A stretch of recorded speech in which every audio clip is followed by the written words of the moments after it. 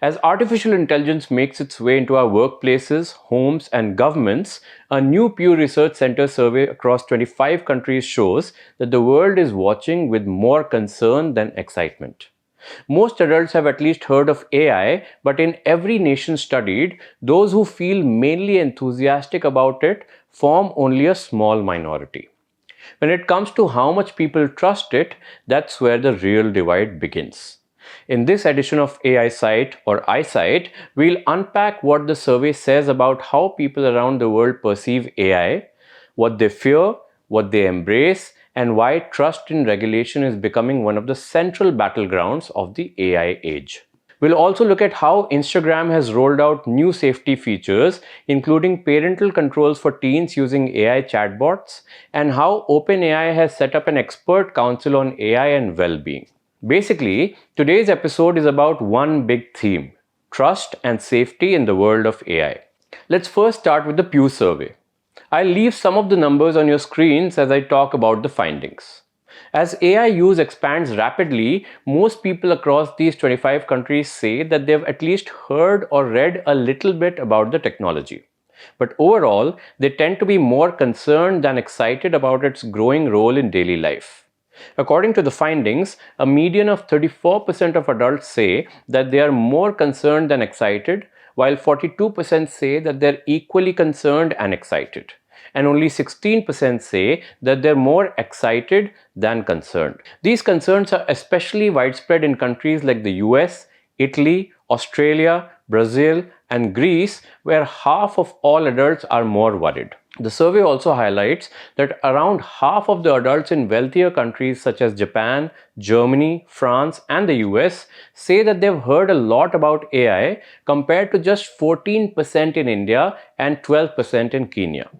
Now, let's come to a key finding.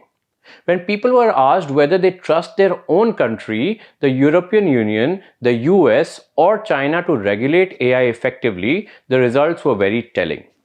Most people said that they trust their own government to do the job. That includes 89% of adults in India, 74% in Indonesia, and 72% in Israel. On the other hand, only 22% of Greeks said that they trust their country to regulate AI. In the US, the public opinion is split. 44% trust their government, while 47% do not. In the US, political divisions show up clearly. A majority of Republicans and Republican-leaning independents say that they trust the US to regulate AI effectively, compared with just 36% of Democrats and Democratic-leaning adults.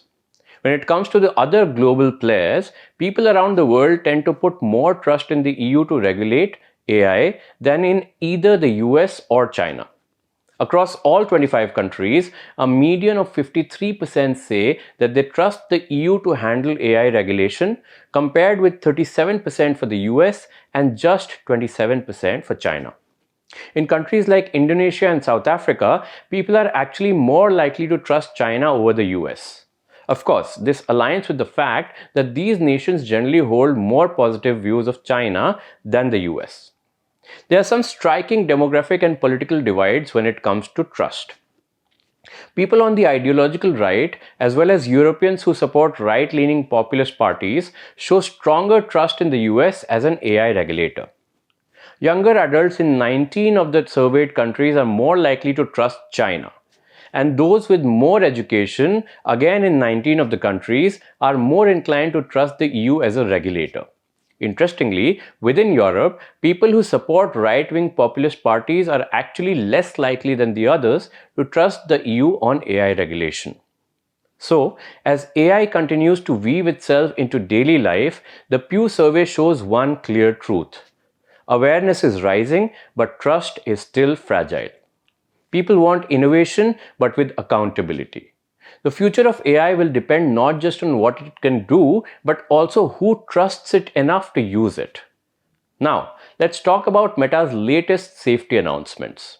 It has announced new supervision tools to help parents manage how their children interact with AI chatbots on its platforms. The update allows parents to turn off one-on-one AI chatbots, block specific AI characters, and view insights into topics their teens discuss with AI, including Meta's AI assistant.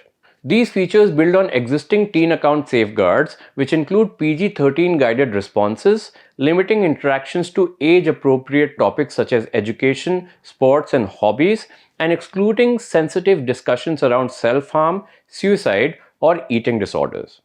Meta, which owns Instagram, is also designing its AI to direct teens to expert resources when such topics arise.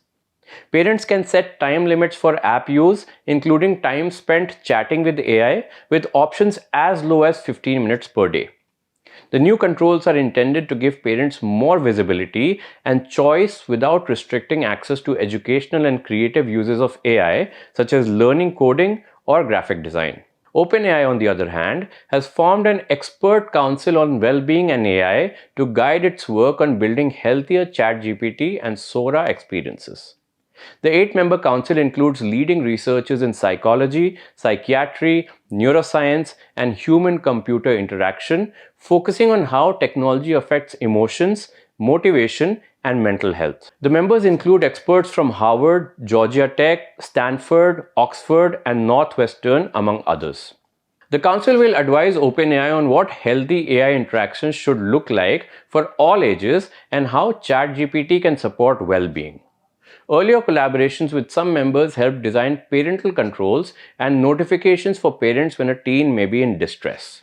The group will hold regular sessions to review AI behavior in sensitive contexts and ensure appropriate guardrails.